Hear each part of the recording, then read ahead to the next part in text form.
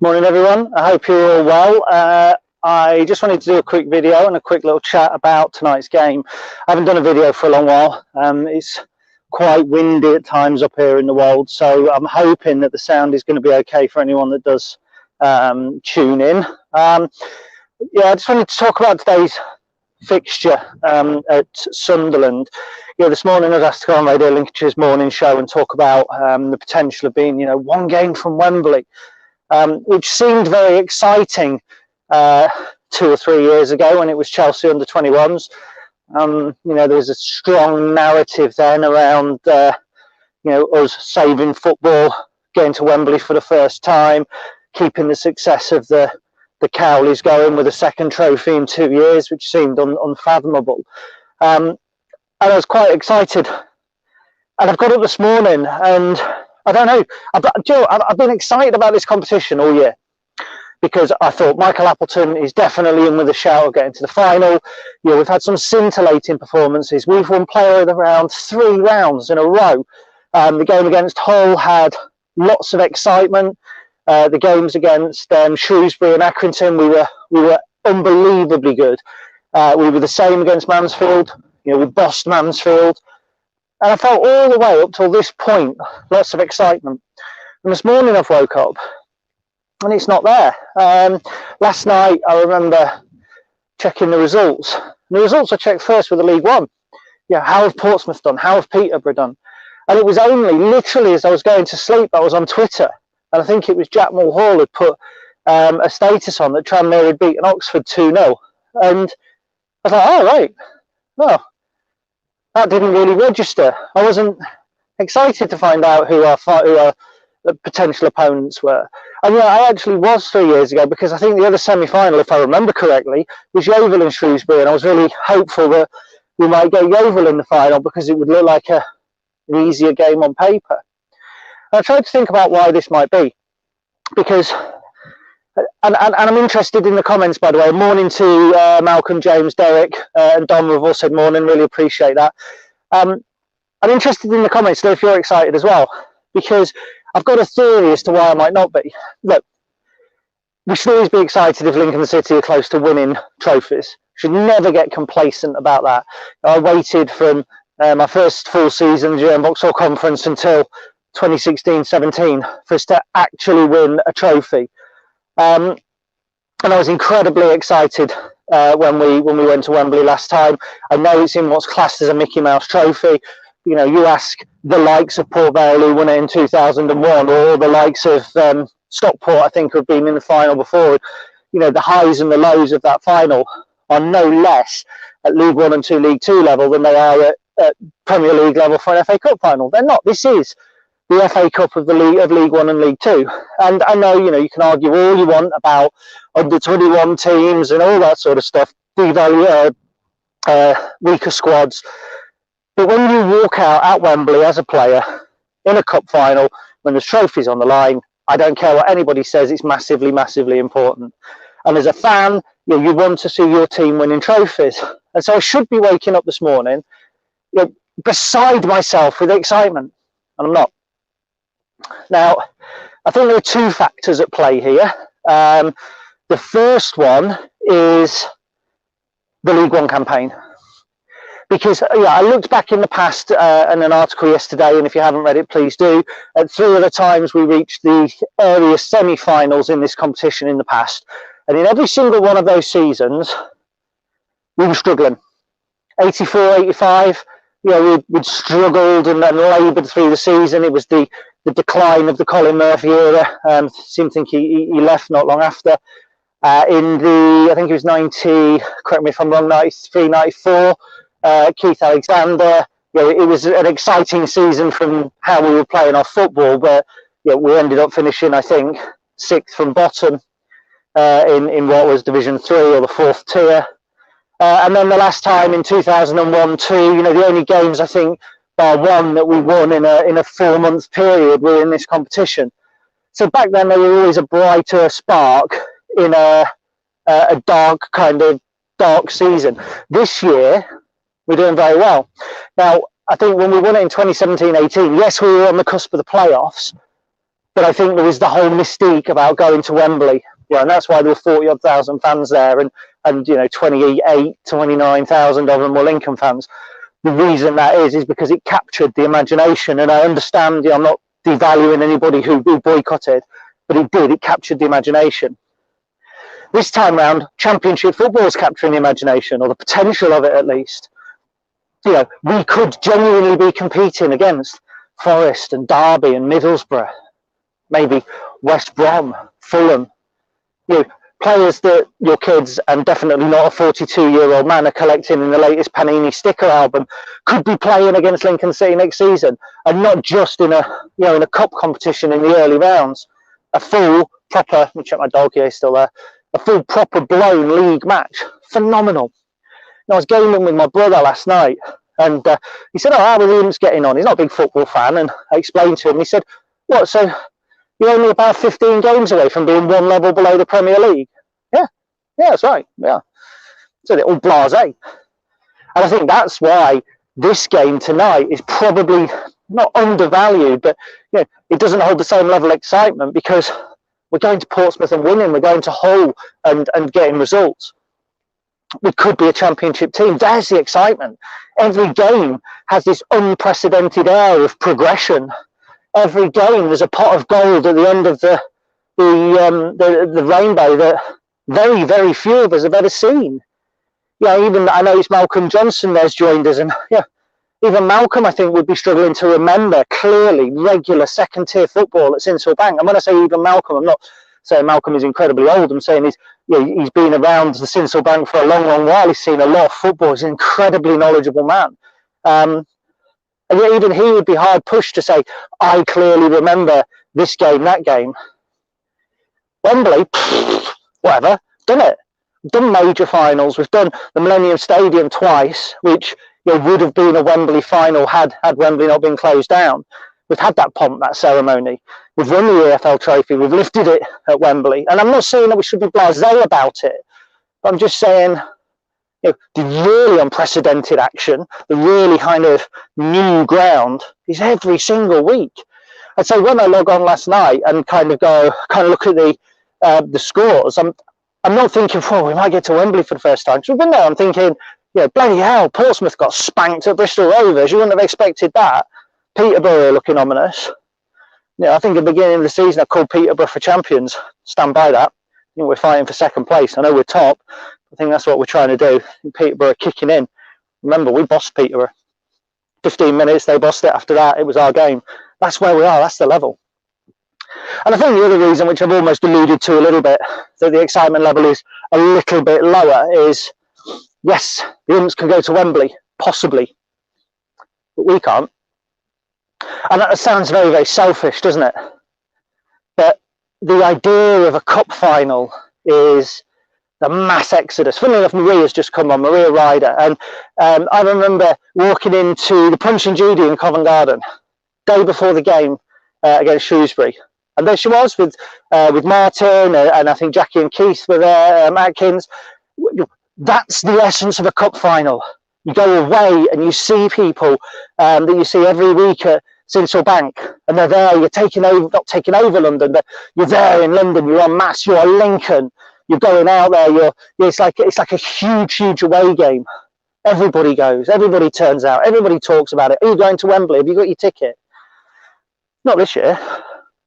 This year it'll be, will Boris let me sit next to my old man on the sofa and watch it, or will I have to watch it at home with, trying to force Fee into being a little bit interested, although she did go to Wembley. Trying to paint my dog, wherever he is, he's still about, paint him red and white. And I don't think that these factors should undermine the club's achievement at all. And I think looking by some of the comments, and I'm on my little selfie stick thing, so I can't pull them up at the moment, but looking at some of the comments, there's plenty of you that feel the same. Let's see if I can pull one up that I read there. Reece Marshall, I'm simply not as excited as we can't be there. Remembering how amazing Wembley the whole day, even the build-up was. Exactly that. Maria, knowing Tranmere fans, it's a great club behind the scenes, happy for them. Sunderland, they're always the bridesmaid, never the bride, so there's mixed feelings there. So, oh, by the way, morning Charlie, you all right, pal? I saw another one as well. Cornell, morning Cornell, you're right pal, we might Imps will win tonight. Do you know what, if I had your optimism in life, my friend, I'd be chuckling away to myself. And Malcolm, exactly, it might mean more if we'd be able to go to the match at Wembley if we got there. And I think that's the point. I think there's these two kind of factors that are making us feel less excited, because we feel excited for every game. We never go into a League One game now just, you know, with a shrug of the shoulders. Oh, if we win this, we might climb to 13th. If we lose it, we might drop to 15th. There's none of that. Every week it's, you know, we're holding somebody off. We're looking for the other results. Every week we're massively engaged. And, you know, I know everybody goes on about it. It's just such a sad thing that we can't be there. We can't actually be engaged at the ground, because it would be unreal. You know, I think my greatest season as a Lincoln fan was 2016-17. It'd be hard not to. Coming out of the conference or the National League, kind of studying the results every week, you know, when we weren't playing, looking at other teams' results. I still remember where I was the day Tranmere beat Sutton 9-0. You know, I think that was the, well, I know that was the day that we got the late winner at Eastleigh, and you know, there was all that you only get 3 points for a win whether you score 1 or 9. I was painting my shed because I was that invested in the game, and I was that invested in the whole experience. Everything around me, you remember it. You remember where you are at these key moments. So 2016 was the greatest season as an adult Lincoln fan, and I think everyone will probably concur with that. This season's right up there, isn't it? And it's just, if we were there, it would be even better. But you remember where you were when every one of the teams around us. Remember where I was when Burton got the last minute winner against Hull. Not just at home. Remember actually being on my sofa. I remember the moment it comes through, because we're so fully invested. So we don't need this kind of side achievement, so to speak, of the EFL trophy. We don't need it. Now, to turn it on its head the other way, the club do. You know, Michael does. And the achievement shouldn't be undervalued or devalued. Even getting to the semi-final shouldn't be devalued by the fact that the excitement is being taken out of it for us. For many of us. And Emma Sterling there, sorry, has said, Emma Lou Sterling, totally agree, wish we could be there. Steve Jollins, possibly playing Fulham, West Brom and Sheffield, its next season is more important, but a secondary Wembley Cup win would be nice. And there we go, it would be nice. It'd be nice financially. Even just to get to Wembley, it would be nice financially. Think of the prize money, says Bubs. Just think of the prize money. Exactly. You see, this is where I'm going, because whilst I appear to have been very negative so far about the semi-final and what it may mean for us, and I certainly came across like that on Radio Lincolnshire this morning. My alarm went off at 7:10 and they rang at 12 minutes past, which I knew. And the first question was, how excited are you? And I think I'm more excited about my tea next to me, if I'm honest. But you know, we shouldn't, just because of how well we're doing in the league, and just because we can't get there as fans, there's two kind of almost selfish reasons, I think, not to be excited. And we absolutely should be. We are in a cup semi-final. This is what, in terms of being a football league club, in an actual cup competition, it's only the third time I think we've been one game from Wembley. 2000, 2001 in the area final against Port Vale. The time we actually got there in 2017-18, discounting playoffs and things. So it is exciting. The club need it for the profile. You know, Liam said, I think on Matchday Live the other day, it is fantastic for the club's profile to be playing in big games on television. And whenever you view the competition, the final's a big game. You know, the group stage might see kids rolled out. And when the seasons when you don't do very well, it might be a player's last performance. I mean, I think, you know, the years Cameron Stewart made his last performance for us in this competition, never played again. I think when we played Accrington, there were 6 players that never played for us again. I think Mensah, Luque, Adam Crooks, Tom Shaw, Jamie McComb, Jordan Adebayo-Smith. And even the year last year, we went out 3-0. Lee Frecklington, Ben Coker didn't play again. Callum Connolly only played 1 more game for the club. So it can be a kind of a dead-end competition. When you get to this stage, from a club's perspective, it isn't. The money is on the table, the prize money. Just for getting past tonight, prize money. Pomp, ceremony, silverware around players' necks. And what do you think tempts players to clubs? Training grounds, absolutely. Wages, yeah, wages do. But many players are not just tempted by wages. I'm sure George Grant could have earned more somewhere else next year. The players are tempted at clubs as well by success. It's a short career. You need to get money in the bank. but you need to feel success. Think about your profession. You go in, you earn your money, brilliant. But it feels good when you achieve something, whether it's as a team, if you're in sales, sales force of the month. For me, if I'm nominated for an award, or even when in my other writing, we have a content shout out. So you write 4 articles a day, but if the people you're writing it for come back and say the article's good, you get a shout out. Oh, I like that. I'd rather write for a company that tells me when my writing's been good than one that just kind of, whatever, we're just churning writing out, here's your cash. And it's the same with footballers, they want to win trophies. So if Lincoln City win the EFL trophy, 4th trophy in 5 seasons, players are going to look at it and go, Lincoln are a successful side. Success breeds success. Why have we been able to attract players every year? Michael Boswick, for instance, Matt Green, for instance. These were big players when we brought them in. How do we do that? How do we successfully attract the players we've got now? Because they see a club on the up. Every player that we've signed has talked about a club on the up, and a club on the up has several elements, and one of those is success on the field. So if we go to Sunderland and win tonight, first of all, it's an eyebrow-raising result. Bloody hell, Lincoln beat Sunderland at the Stadium of Light. When was the last time that happened? And feel free to check your fact books, but it was a long time ago. And then, potentially going to Wembley. So what if we can't be there? Selfish fans go, well, we can't be there, so it doesn't matter. The fuck, it doesn't matter. Of course it matters. It matters to every single one of those players who, I'm sure, would prefer to run out at Wembley with fans in the stadium. I'm damn sure that if they were offered the option of either not going at all or running out in front of an empty stadium, they'd take the empty stadium. Yes, the lesser of 2 evils, but it's still an achievement. So I think my lack of excitement has slightly been stimulated by this talk. And I wanted to do it while I was out on the walk for 2 reasons. One, StreamYard cost me 20 quid a month and I haven't done anything with it for a while. And secondly, I wanted to convince myself of how important this is. This video is for me. You guys watching, brilliant. I really appreciate it. And I hope it does something for you. But I remember going to Everton in the FA Cup and not feeling the excitement until I got there. And I'm sure 1 or 2 people will remember that blog that I did. And when I got there, I realised that I wanted to be excited by the build-up. But by then I was already in Liverpool. And sometimes it's easy to lose sight of where you are. I always say it to my mate Pete. It's easy when you're on the outside looking in to say enjoy the run, to say you're promotion contenders, to say this is brilliant times. But when you're on the inside looking out, you're spending time worrying about how many points Peterborough have got, about who Accrington play next week, about Tranmere scoring 9 past Sutton, about can you scrape past Bromley and for 60 minutes you haven't scored and then power pops up and suddenly you can enjoy the game. Or that Torquay game, the one we won 2-1.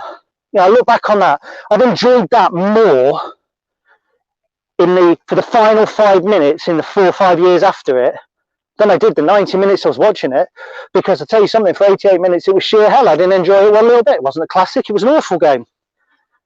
So football is kind of something that you almost enjoy retrospectively.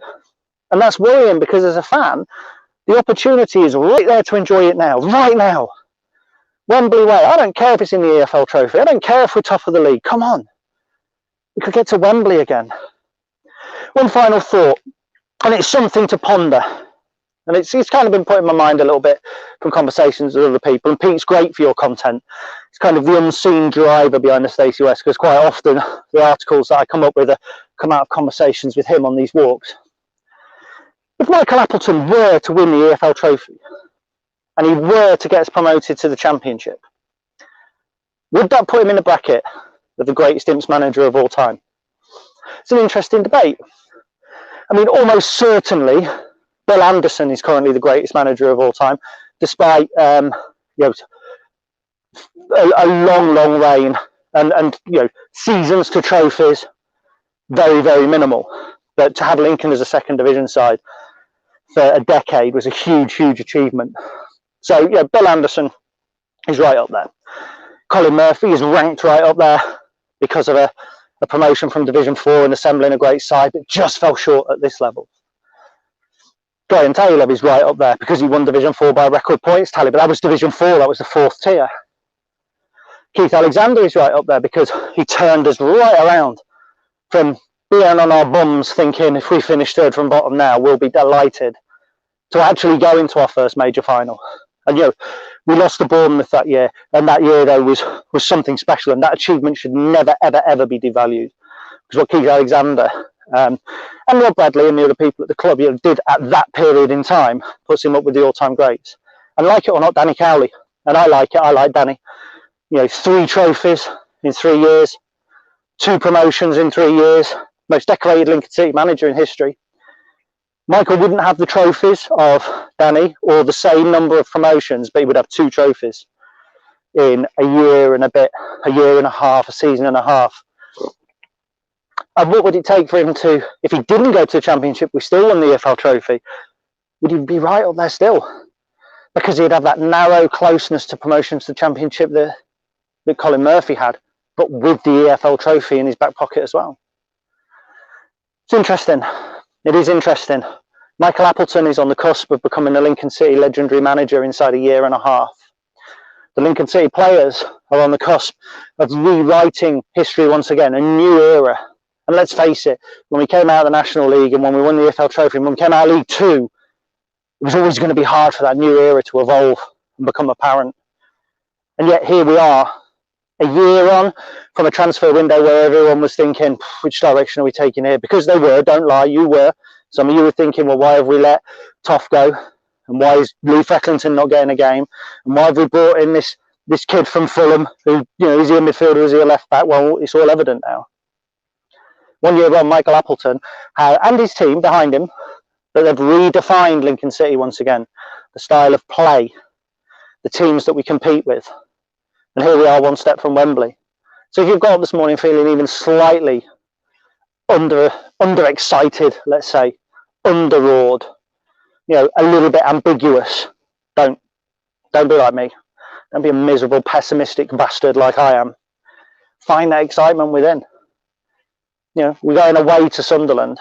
And I know for a fact Sunderland fans are thinking this is going to be a challenging game. Lincoln City going to Sunderland, I think it's going to be a challenging game. It's a place at Wembley at stake. If we can't be there, so what? We'll watch on telly. Just, these are the times you've got to enjoy. Sometimes even the staunchest fans, sometimes even content creators need a little nudge and a little reminder, even if it's from themselves, of what we're in this for. Right, let's have a quick look at some comments before we go. And apologies if I miss yours out because we have had quite a few. Stephen Bond, I'll never be as excited today than when Freck put a penalty in against Chelsea because we can't go to Wembley. It's definitely about prize money, player motivation and success.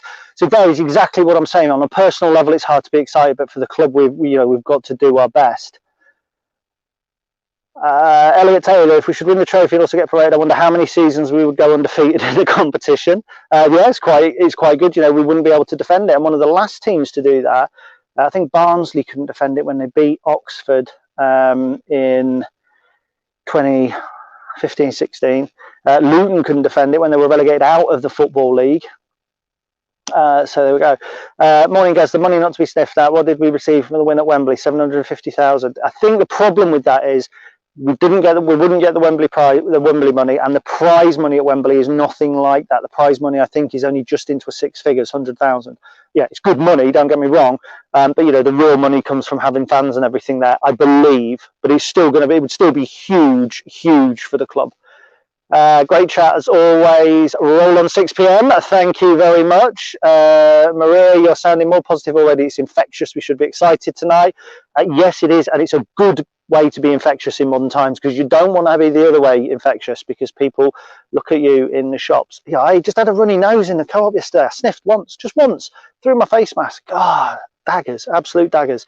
Steve Jollins, some excellent points. Thank you, Steve. I appreciate that. Your net is in and out. I don't know what that is, Mr. Wilcox. Might be the sound. Sam White, morning or evening, Sam. All great for different reasons. Context of times is relevant. That's to do with the manager. Context is important. You can never say who the greatest Lincoln City manager of all time is because times change. Football in the 1950s is very different to football now. And Stu Burton, feels like our season is mirroring Shrewsbury last time we won it. Hopefully we'll go a step further than they did. Yeah, very interesting point indeed. Shrewsbury were very, very close to promotion that season.